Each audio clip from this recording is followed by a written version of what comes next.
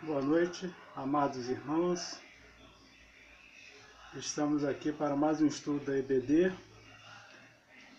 Estamos começando esse trimestre com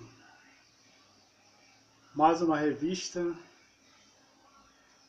uma edição especial da Palavra e Vida, quando vamos estar falando sobre a vida da igreja neste momento de pandemia que estamos vivendo. Então nós, dentro aí da colocação aí do autor, nós vamos estar acompanhando alguma coisa com relação à vida da igreja ou do que é a igreja. Nós vamos estar orando nesta hora e depois nós vamos estar lendo o texto bíblico que servirá de base para o nosso estudo nesta noite. Pai Santo, Pai amado, neste momento nós te agradecemos pelas bênçãos, Pai, que temos recebido do Senhor. Te agradecemos porque até aqui o Senhor tem nos conduzido, nos abençoado, Senhor Deus. E agora te pedimos, Pai querido, que o Senhor continue falando aos nossos corações, através da Tua Santa Palavra, que vamos estar estudando nesta hora.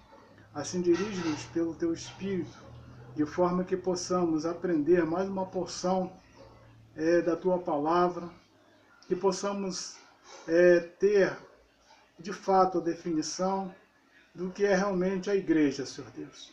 Assim nós oramos, nós agradecemos, em nome do Senhor Jesus. Amém. Vamos ler então o nosso texto bíblico.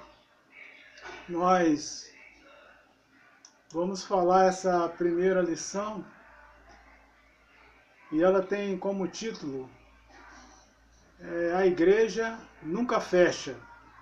Então, só por aí os irmãos já podem ter uma noção do que nós vamos tratar. Como assim a igreja nunca fecha? Os irmãos podem falar assim, o templo está fechado, como é que nunca fecha? Então nós vamos estar vendo um pouquinho, vamos estar aprendendo um pouco sobre isso. Vamos ler o texto bíblico. Está em 1 Coríntios, capítulo 3, a partir do versículo 9 até o 19, que diz assim: Porque nós somos cooperadores de Deus, vós sois lavouras de Deus e edifício de Deus. Segundo a graça de Deus que me foi dada, pus eu, como sábio arquiteto, o fundamento, e outro edifica sobre ele. Mas veja cada um como edifica sobre ele. Porque ninguém pode pôr outro fundamento além do que já está posto, o qual é Jesus Cristo. E se alguém sobre este fundamento formar um edifício de ouro, prata, pedras preciosas, madeira, feno, palha, a obra de cada um se manifestará. Na verdade, o dia declarará, porque pelo fogo será descoberta, e o fogo provará qual seja a obra de cada um. Se a obra que alguém edificou nessa parte permanecer, este receberá o galardão. Se a obra de alguém se queimar, sofrerá detrimento, mas o tal será salvo, todavia, como pelo fogo. Não sabeis vós que sois o templo de Deus, e que o Espírito de Deus habita em vós? Se alguém destruir o templo de Deus, Deus o destruirá, porque o templo de Deus, que sois vós, é santo. Ninguém se engane a si mesmo. Se alguém dentre vós se tem por sábio neste mundo, faça-se louco para ser sábio. Porque a sabedoria deste mundo é loucura diante de Deus, pois está escrito, ele apanha os sábios na sua própria astúcia. Então, muito bem. Então, vamos estar falando hoje um pouco sobre esse tema, que é a nossa primeira lição dessa edição especial, que foi feita pela convenção para esse momento de quarentena. E esse tema aí está dizendo que a igreja nunca fecha. E então nós vamos estar realmente falando alguma coisa sobre isso. Na realidade, nós estamos vivendo um momento que creio que para essa geração, ou até mesmo, né, para as pessoas mais idosas, conforme o próprio autor, ele fala, né, conversando com o avô dele de 97 anos, o avô dele falou que nunca viu uma situação dessa que levasse os templos fechar. E então realmente é um momento novo que nós estamos vivendo, né? E um momento que ninguém esperava de passar por isso, mas na realidade que estamos vivendo. E realmente templos fechados, as atividades da igreja, grande parte estão paradas, foram suspensas, agendas alteradas, enfim, a dinâmica da igreja é totalmente mudada. Agora o que nós podemos observar é que a igreja de Jesus ela nunca fechou, porque aí nessa parte introdutória o autor já vai dando-nos o entendimento do que é a igreja. Porque a igreja de Cristo somos nós, né? Então, patrimônio, né, vazios e rotinas remodeladas, mas a igreja continua a mesma, ativa e influente no mundo. Então, nós podemos ver realmente uma realidade. Está fechado o templo, as atividades estão paradas, não estamos naquela dinâmica toda, né, onde nós poderíamos ir e vir e fazer, né, as programações, mas a igreja ela continua ativa. E uma coisa importante é que a igreja, acho que como nunca, ela não está tão ativa como antes. Ela está ativa, mais ativa do que antes. Por quê? Porque a igreja está empenhada mais, eu creio, né, na oração, né, na leitura da palavra de Deus, no compartilhar a experiência, às vezes com outros irmãos. E nós vemos isso, e até mesmo pela experiência da nossa igreja, nós podemos observar aí, logo de início, né, o relógio de oração que foi criado para que a igreja não viesse parar, mas que ela pudesse estar envolvida com a oração, com a leitura da palavra, né, clamando a Deus, agradecendo a Deus e também clamando a Deus pela situação. E depois nós vemos aí também a formação dos grupos para ter um momento de oração onde nós podemos estar agora, estar junto com nossos irmãos, embora pela mídia, mas podemos ver nossos irmãos e podemos conversar com eles e podemos juntos estarmos compartilhando os nossos pedidos de oração. Então isso mostra que a igreja ela está no seu movimento. E também falando dentro da nossa igreja, eu creio também que outras igrejas também estão também vivendo isso, né? Muitos irmãos nossos estão se expondo, mas estão fazendo a obra, né? Estão acompanhando, né, a vida da igreja, né, na sua parte do cuidado com os idosos, estão cuidando da igreja na parte da beneficência.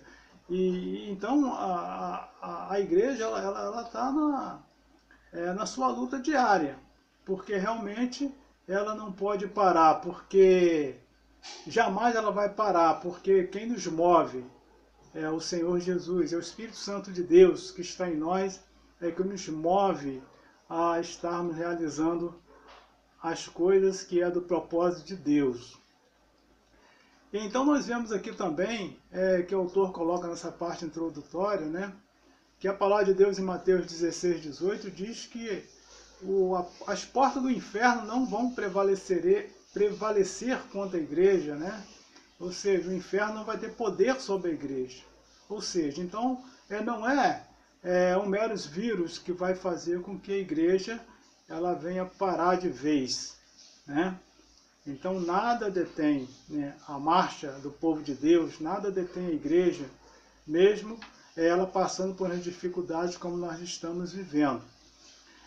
Nós vemos aqui também que o apóstolo Paulo, na sua primeira carta, né, à igreja de Corintos, ele se dedicou a tratar de causas de problema na igreja. Né? A igreja de Corinto era uma igreja muito problemática, e nós vemos aqui então que ao tratar dessas situações, né, os irmãos lendo aí 1 Coríntios, logo aí no início aí, Coríntios capítulo 1, e aí vai desenrolando uma série de coisas, nós vemos que o povo lá em Corinto, eles estavam brigando entre si, com relação aos obreiros que tinham ido e anunciado a palavra de Deus para eles, aos obreiros que estavam ali confirmando a palavra de Deus para eles. Então o apóstolo Paulo, ele escreve uma carta e fala com eles: vocês estão brigando contra vocês mesmos, né? Porque, segundo 1 Coríntios 3, 16 e 17, né, como o texto que nós lemos, a igreja é cada um de nós, né? Cada um de nós. Nós somos o templo do Espírito Santo, a morada de Deus em Espírito. Então não é a casa, não é a casa de alvenaria, né, o prédio, né, que é o importante, mas nós precisamos ter um entendimento, assim como Paulo explicou para aqueles irmãos e deu entendimento para eles, que a igreja é cada um de nós, né, que nós que somos o templo do Senhor e a igreja é cada um de nós. Então é necessário, é importante que cada um de nós venhamos ter um entendimento, né, fundamental, né? E isso vai ser muito bom para a doutrina, né, do cristão. No primeiro ponto nosso aqui, está dizendo sobre a cooperação madura e consciente. É o nosso primeiro ponto dessa lição, né? Então nós vemos aqui Paulo, quando ele fala que a igreja não é o edifício, não é o templo, né? Não é aquela casa, então o que é verdadeiramente a igreja? Né? E nós vemos aqui então que Paulo, logo no versículo 9 do texto que nós lemos, ele faz logo duas comparações do que é a igreja. Ele fala que a igreja ela é comparada à lavoura, e a igreja também é comparada a um edifício. Então, nesse primeiro ponto aqui, nós vamos ver aqui alguma coisa o que o apóstolo Paulo coloca. E aí o autor coloca que no primeiro versículo, o apóstolo Paulo chama a atenção daquela igreja no fato que ele não poderia falar com ele de forma madura, né? Ele fala aqui, que ele não poderia falar as verdades espirituais para eles, porque eles ainda não estavam prontos para compreender, porque a visão deles não passava além da vida terrena e física. Né? Eles não estavam, embora eles tinham não aceitado a Cristo, eram crentes, mas eles ainda eram um pouco carnais, né? Como Paulo chama, porque carnais em que sentido? Porque as suas mentes ainda estavam muito voltadas para as coisas materiais e não para as coisas espirituais. Então nós vemos aqui que não amadurecer na fé é um problema para a vida cristã. Né? Então a pessoa aceita Jesus, o importante é que a pessoa ele estude a palavra, que ele esteja participando, né, dos programas da igreja, né, que vai ajudá-lo a compreender e aprender da palavra de Deus, assim como a escola bíblica dominical é um excelente lugar para as pessoas aprenderem a palavra, né, e também a pregação da palavra. Então é importante que nós venhamos a amadurecer na nossa fé, porque quando isso não acontece, vai ser um problema para o desenvolvimento da nossa vida cristã, ou seja, a pessoa vai ser sempre ratítico na fé, né? Como Paulo fala aqui, né, no versículo 2, vocês ainda não né, falando para os coríntios, né, vocês ainda não podem receber o alimento sólido, mas vocês ainda têm que ser ainda né, alimentado com leite. E nós sabemos que uma criança, ela recebe o leite nos primeiros dias de vidas, mas logo depois que ela vai pegando, vai crescendo, então a criança já está pedindo um alimento mais sólido, mais consistente, para que ela possa desenvolver melhor. E assim é a mesma coisa com a palavra de Deus. Nós precisamos a cada dia procurar conhecer e entender a palavra de Deus, aprender aquilo que é a proposta de Deus para nós. Assim como nós estamos estudando hoje, né, nessa primeira lição, está falando aqui o que é realmente a igreja. Né? Aqui também o autor coloca aqui que, por exemplo, né, às vezes tem pessoas que podem pensar isso, achar que só podemos servir a Deus né, nos templos é uma prova de imaturidade espiritual. Buscar manter-se fiel somente quando o tempo está acessível é enganar-se a si mesmo. Né? Então, primeiro, o verdadeiro crente, ele é crente em todos os lugares. Ele é crente né, na igreja, mas antes de ser crente na igreja, ele é crente na sua casa, né? Ele é crente em todos os lugares onde ele vai, né? No meio da sociedade. Por quê? Porque ele é a igreja. Aos domingos a igreja, né? Quer dizer, a igreja está ali no templo. Mas na segunda-feira a igreja vai estar no trabalho, vai estar no colégio, vai estar no comércio, vai estar no meio da vizinhança. Então, isso é muito importante. Então, o templo ali é o local onde nós nos reunimos, é um lugar preparado para que nós possamos todos juntos, de uma forma coletiva, prestar o nosso culto a Deus. Mas não é só ali que nós somos crentes, né? A gente precisa ser crente fora dali também, né? E os irmãos sabem muito bem, a gente lendo né, o Novo Testamento, e principalmente quando a igreja começou a avançar, então a gente encontra muitas passagens ali né, no trabalho que Paulo desenvolveu, e ele então chegava numa cidade, pregava o evangelho, pessoas se convertiam, e então o que acontecia? Aqueles irmãos iam se reunir em uma casa. E nas saudações de Paulo, no final de cada carta, às vezes que ele escrevia, ele sempre dizia, né, saúdam a igreja que está na casa de fulano. Saúda a igreja que está na casa de Bertano.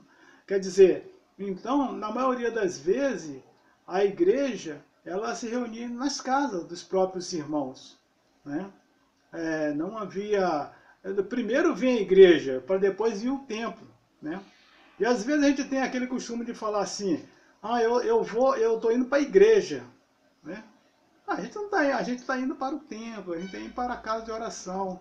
Né? Porque a igreja é a gente mesmo. Né? Mas é uma forma, é um costume né, de falar, até porque a gente coloca também o nome dos templos, né? Igreja, né? De tal lugar. Por quê? Quando fala igreja de tal lugar, porque naquele tempo, naquele lugar onde se reúne aquela igreja local daquela determinada cidade. Mas na realidade, a igreja somos nós.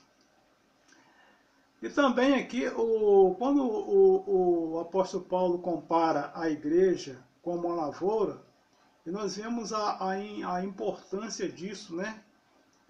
Como ele faz na sua sabedoria, ele faz essa comparação. Porque aqui, né, o autor até colocou, nós somos lavoura de Deus. Né? Por que somos lavouras? A gente sabe como funciona uma lavoura. Né? Primeiro, há um preparo da terra, depois é jogado é plantada a semente, e depois essa semente é plantada essa semente por alguém que está ali cultivando a terra, né? Então, esses são os cooperadores, né? As pessoas, no caso do Evangelho, como Paulo fala, né? Ele é cooperador, né? Então, cooperador de quê? Ele está a serviço de Deus, está a trabalho de Deus para assim estar disseminando o Evangelho, né? Está pregando o Evangelho. Agora, o que acontece? Ele prepara a terra, ele lança a semente, que é a palavra, né? As boas novas do Evangelho. Agora, quando essa semente ela germina, né? Então, quando a pessoa plantou, ela germinou, aí já entra um processo de Deus. Cada semente que germina, né? Ela faz parte daquela lavoura, mas aí já tem um processo de Deus que faz ela germinar. E então, o que acontece? Agora entra um cuidado especial da própria pessoa que cuida, mas tratando-se da parte do crente, entra um trabalho especial da parte de Deus, né? É Deus que trabalha na vida do crente de forma que ele vá crescendo, né? E por que lavoura? Nós sabemos que a proposta da lavoura é a gente semear para que possamos colher uma colheita mais na frente, ou colher mais do que aquilo que semeamos. Então a igreja ela é um processo multiplicador, né? Que de um ele passa para dois, para três, para quatro, e aí vai crescendo. Essa é a proposta da igreja, por isso que ela é comparada como uma lavoura, né? Porque a proposta da igreja é crescer, né? Cada dia crescer mais, né? Crescer ganhando outros para Jesus, né? E também porque há um cuidado especial de Deus sobre a vida dessa igreja que é comparada como a lavoura, né? A lavoura de Deus. E aí também aqui o autor coloca, né, dentro desse assunto ainda, que só há colheita porque Deus dá o crescimento. E foi isso que o apóstolo Paulo falou lá para os Coríntios.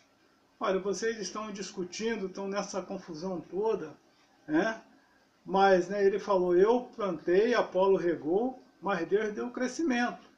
Né? Ele fala na realidade, quem é Paulo? Quem é Apolo? Né? Quem é Pedro? Mas, né, estamos apenas a serviço de Deus. Mas é Deus que faz tudo em todos, conforme está escrito lá em Filipenses, né?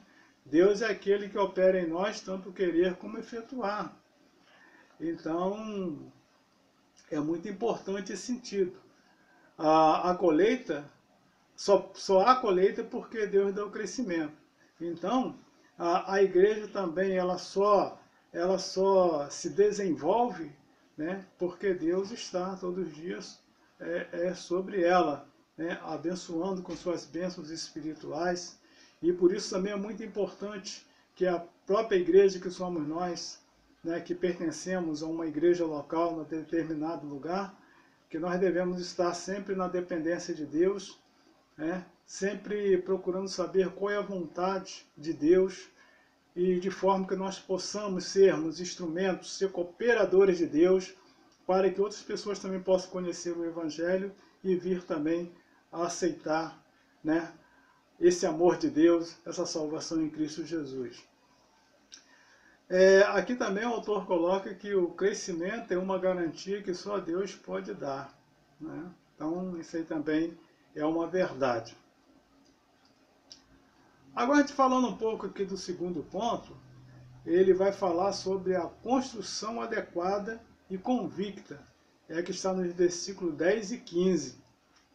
Então, nós vemos aqui que agora Paulo faz a segunda comparação da igreja como um edifício.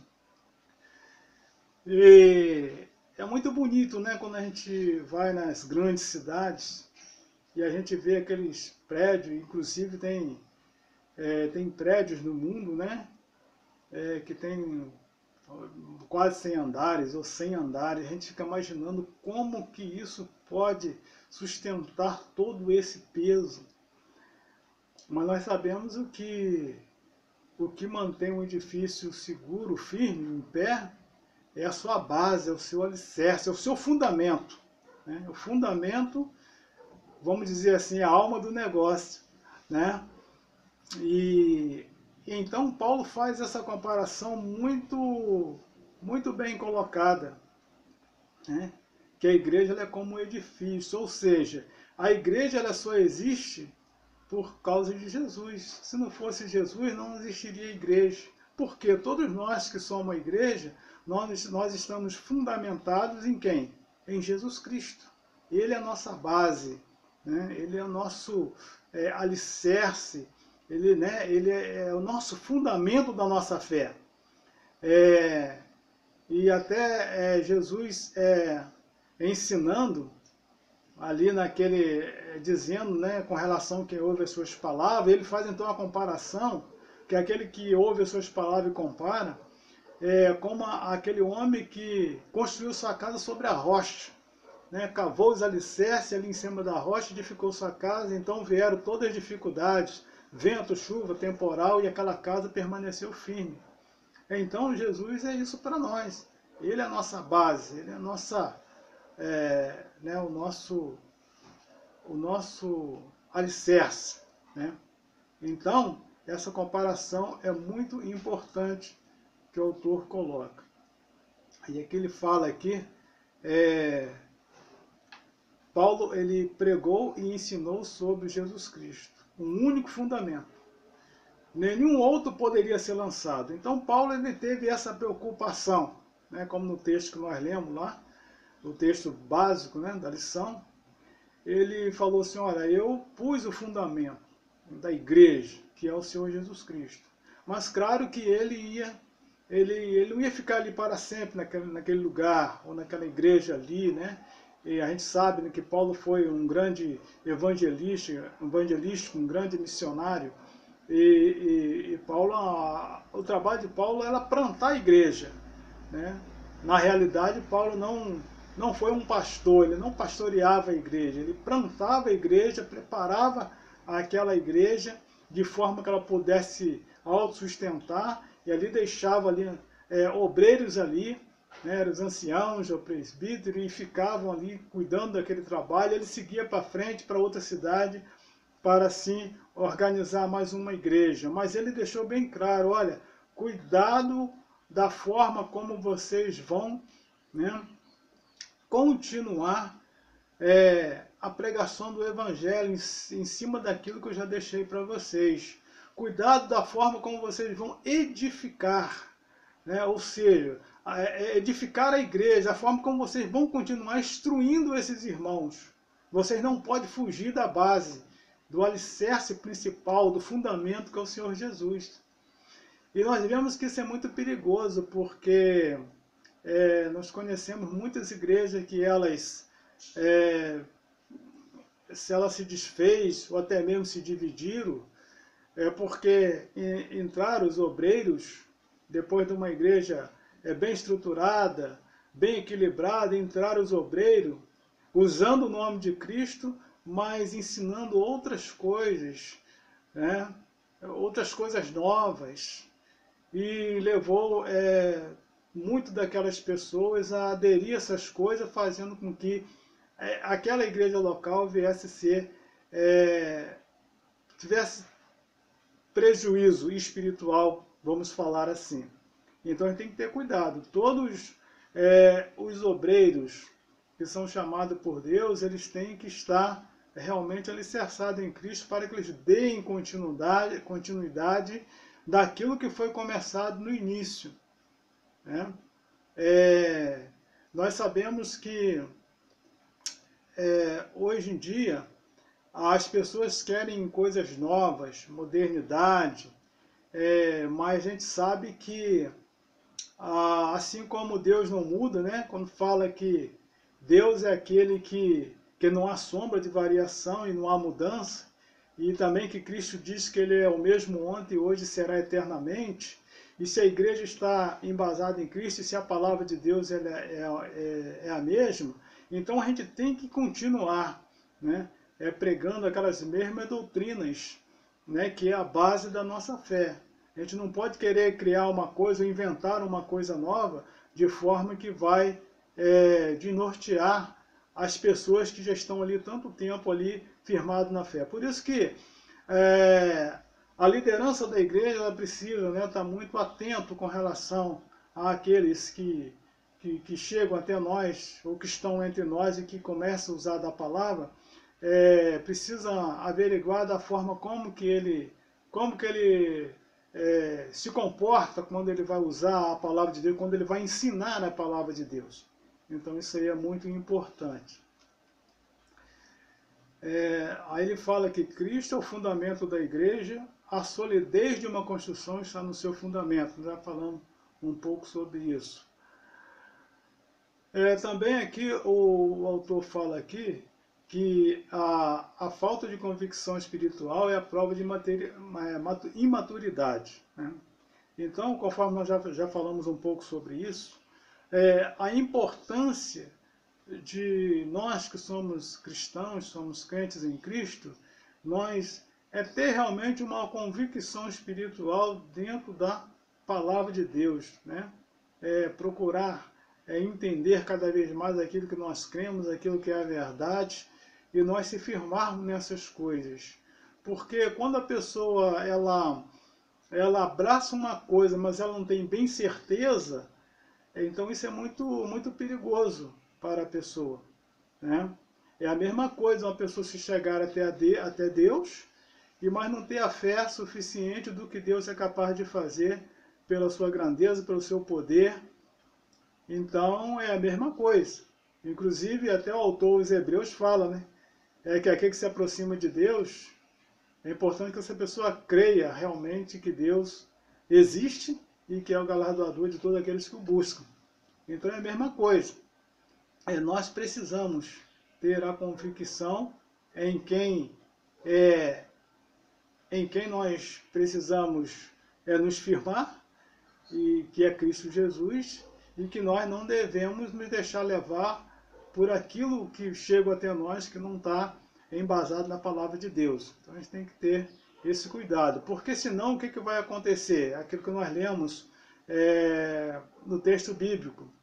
Se a pessoa edificar em cima do fundamento, né, com pedras preciosas, com palha, com feno, com barro, o que vai acontecer? E a gente, quando o autor coloca isso, e nós sabemos que era uma preocupação do autor, né, do apóstolo Paulo, né, com aquela igreja, com relação à idolatria, né? Que nós sabemos que tem muitas pessoas que diz que creem em Deus, creem no Senhor Jesus, mas que, no entanto, ele crê também, né,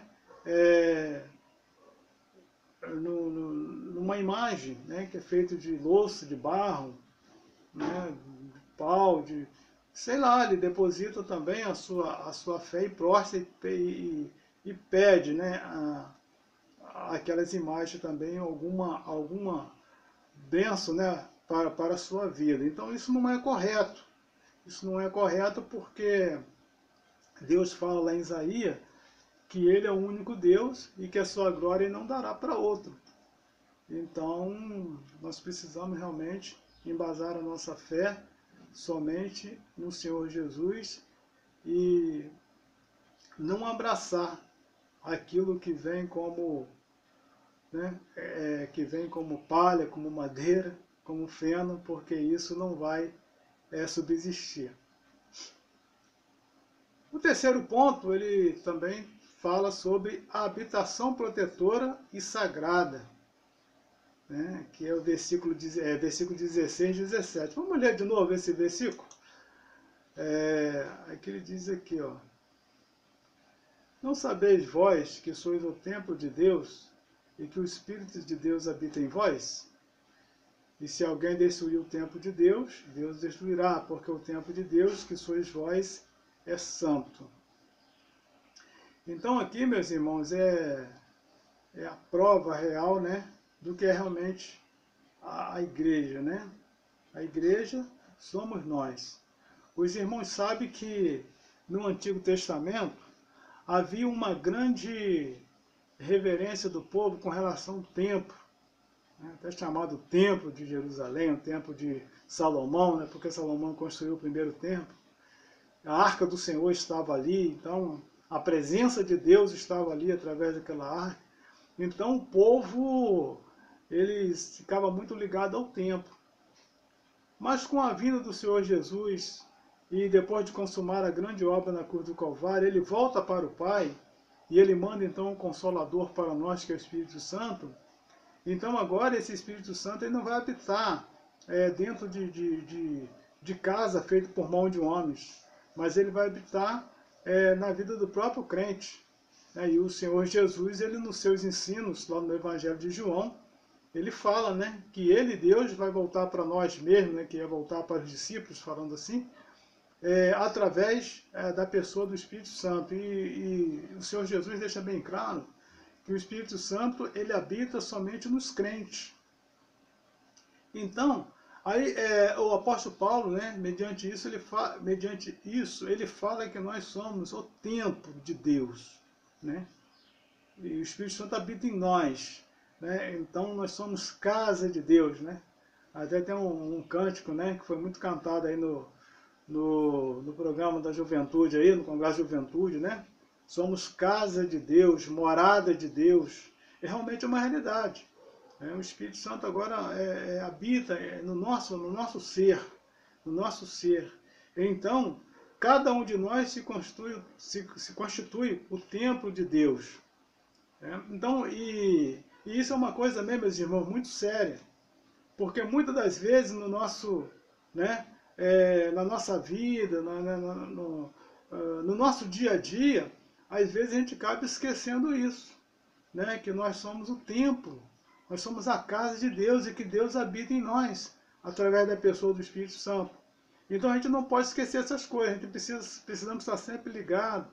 E por isso, como foi falado de início, a gente não é crente só na igreja, mas aonde quer que nós estejamos, nós precisamos estar ligados, falar assim, Deus, né? Deus vive em mim, Deus habita em mim, né? Jesus está comigo através do seu Espírito, então por isso eu preciso proceder de uma forma sábia, né? Eu preciso ter cuidado com o que eu falo, com o que eu vejo, na forma como eu vejo. Eu preciso ter cuidado, cautela, né? A forma como com minhas ações, a minha forma de agir, né? De proceder, porque tudo isso vai interferir na minha vida como cristão. Então não posso dizer, ou alguém me conhecer que eu sou um cristão, e eu agir de uma forma contrária àquilo que é a proposta da palavra de Deus, ou seja, aquilo que é a vontade de Deus para nós, que nós vivamos o amor, não só com os irmãos em Cristo, mas também com as outras pessoas, ou tratar as pessoas como nós gostaríamos de ser tratado. E na medida que a gente como cristão age de uma forma errada, isso vai denegrir, né, a nossa imagem como cristão, e também vai escandalizar o nome do Senhor Jesus. Então que nós nunca esqueçamos que nós somos casa, né, de Deus. Né?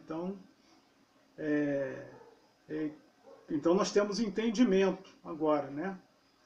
A igreja não é aquelas 4 paredes, lá é o templo, é onde nós nos reunimos. Mas a igreja é cada um de nós que um dia fomos alcançados por Deus, né? E que fomos inseridos nesse edifício. Né? Sabemos que o edifício ele é construído tijolo por tijolo. Né? Então cada um de nós que somos crentes foi um tijolinho que foi posto nesse edifício. E esse edifício ele está firme na base que é Cristo Jesus. Então a gente precisa ter esse cuidado, né? Não esquecer, né, que a igreja é cada um de nós.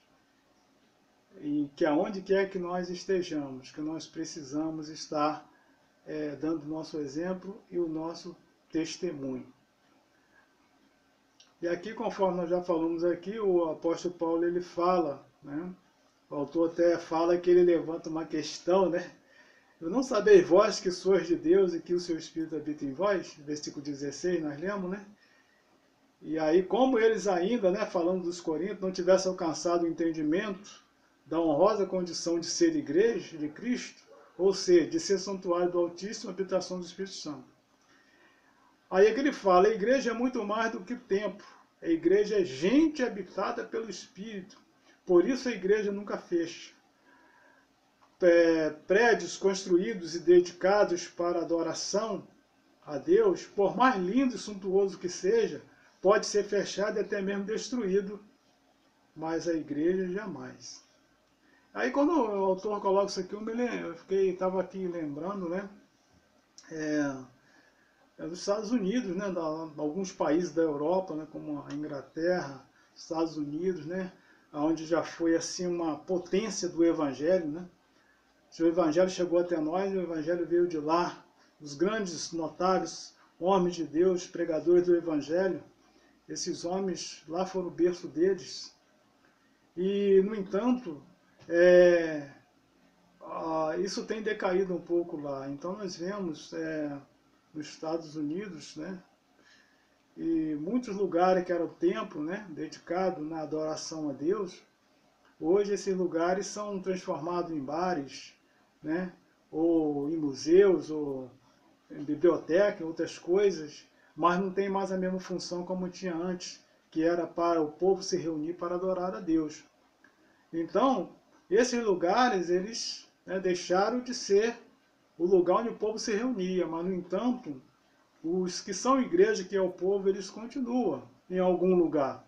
Talvez não com muita frequência, porque se eles tivessem com uma frequência grande, né, conforme nós falamos no início, né, que a proposta da igreja, comparada com lavoura, é que ela vai se multiplicando e crescendo cada vez mais. Mas, infelizmente, nós temos visto na história de alguns países que isso se regrediu, né? Devido à falta de consistência, talvez de uma liderança forte ou daqueles que abraçaram um dia a fé e depois não fizeram mais caso disso. Ou falta da família continuar fortalecendo seus filhos com essa mesma fé, não sei. Mas a tendência é essa, infelizmente, muito triste. Portanto, meus irmãos, aqui também diz que a proteção da igreja é o Senhor. Ele é o guarda de Israel. Então, mesmo a gente passando por esse momento difícil, mas nós sabemos que nós continuamos de pé, porque o Senhor tem nos fortalecido e tem nos abençoado, né? Conforme o autor colocou lá no início da introdução, né?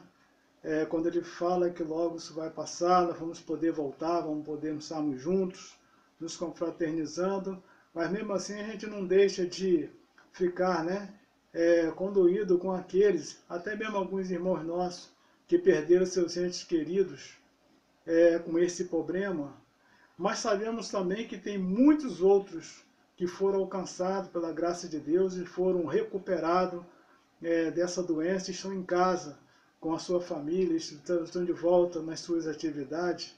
Então a gente glorifica a Deus sobre isso, porque os que vão vencendo, e a gente não vence por si só, a gente vence pela graça, pela misericórdia e bondade de Deus. Então nós só temos que agradecer aos que venceram. Então, nós vamos agora para a nossa parte final aqui, que é para o pensar e agir, para nós fazer o fechamento dessa lição. Então, primeiro, no pensar e agir, diz assim: não é uma tarefa fácil, tão fácil, ficar em casa numa quarentena. É uma verdade, né? Quando nós estamos... É muito doloroso, né? Quando nós estamos impedidos de participar dos cultos coletivos, presenciais, como a gente estava acostumado, né? E até mesmo, eventualmente, passar em frente ao templo da igreja e vê-lo fechado em pleno domingo. É uma coisa nova para a gente. Mas antes da pandemia, sim. Damos o devido valor ao congregar? É uma pergunta interessante, né? Às vezes, quando a igreja estava funcionando, muitas pessoas, às vezes, né, membro da igreja, servo do Senhor, dava ênfase a outras prioridades em vez do culto ao Senhor. E muitas das vezes, quando estava no culto, não dava o valor devido. Né? Eu ficava em reuniões, conversando, e mexendo em celulares, e a pregação está acontecendo, o culto está acontecendo, uma grande falta de reverência. Porque quando nós estamos em culto, Deus se faz presente e a pessoa principal é o Senhor Deus, o Senhor Jesus, que está ali nos contemplando para receber o nosso culto. Então, aí o autor coloca, damos devido valor em congregar? Eu espero que agora ao voltar, né, que as pessoas realmente dê esse devido valor. A nossa postura demonstrava que, de fato, valorizavas o privilégio da comunhão no mesmo espaço físico? Outra pergunta. Segundo, somos santuário de Deus. Uma vez que a igreja é gente, como deve ser o relacionamento entre os irmãos em Cristo? Né? Outra pergunta, então, muito importante. Creio que o relacionamento entre nós deve ser o melhor possível. Um relacionamento de amor, de confraternização, de amizade, sobretudo sabendo que todos nós estávamos na mesma situação de condenação e fomos alcançados pela graça de Deus mediante Jesus Cristo. Então, o motivo de nós nos alegrarmos uns com os outros e valorizar cada irmão, porque ele foi comprado e resgatado com o sangue de Cristo, assim como eu fui. Então, isso é muito importante. E terceiro, Cristo é o alicerce, o fundamento. Sobre ele devemos erguer construções adequadas. Como estão as obras das nossas mãos? Né? Mais uma pergunta para a gente refletir. Portanto, meus amados irmãos, eu vou ficar por aqui nesse estudo. Eu espero que os irmãos, ao sair desse estudo, os irmãos que não tinham um certo entendimento com relação ao templo, com relação à igreja, né? A igreja somos cada um de nós, a igreja somos nós, né? As pessoas que foram alcançadas e salvas e remidas pelo sangue do Senhor Jesus. Nós somos a igreja não só no templo, mas em todos os lugares, né? Onde nós estivermos, nós somos essa igreja do Senhor Jesus. E Ele é o nosso cabeça, Ele que está nos conduzindo, nós somos o corpo, né, dele. Portanto, eu agradeço aí a participação de todos os irmãos e creio que os irmãos vão estar tendo mais esta oportunidade de aprender com a palavra do Senhor. Vamos orar então para nós encerrarmos. Glorioso Deus, nesta hora nós te agradecemos por esse momento, ó Pai, em que tivemos essa oportunidade de estarmos, ó Pai, fazendo esse estudo, quando estamos estudando sobre a Tua palavra, Senhor Deus, com relação, ó Pai, o que é verdadeiramente a igreja. E muito obrigado, Pai, pelo entendimento que nós temos, que a igreja é cada um de nós, ó Pai, porque nós somos os verdadeiros templos onde o Senhor habita.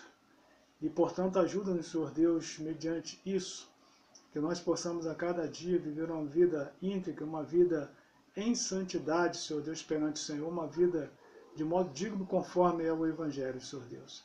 Assim ajuda nós a dar o nosso exemplo, o nosso testemunho diante de uma sociedade tão corrompida e tão depravada, Senhor Deus, mas que nós possamos mostrar o Senhor Jesus através das nossas vidas como crentes fiéis ao Senhor. Muito obrigado, Senhor Deus, por tudo. Nós te agradecemos e nós te louvamos no nome santo do nosso Senhor e Salvador Jesus Cristo. Amém. A paz. Fique com Deus.